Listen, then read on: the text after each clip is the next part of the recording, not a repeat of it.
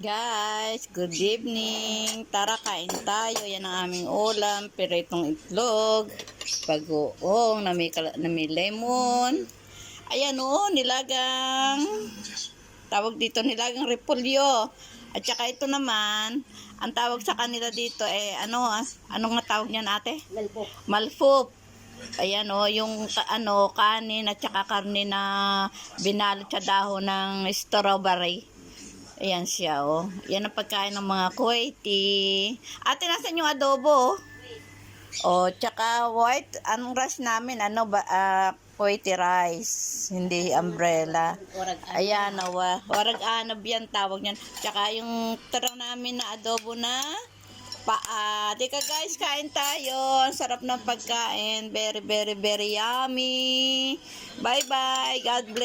God bless every day. Bye.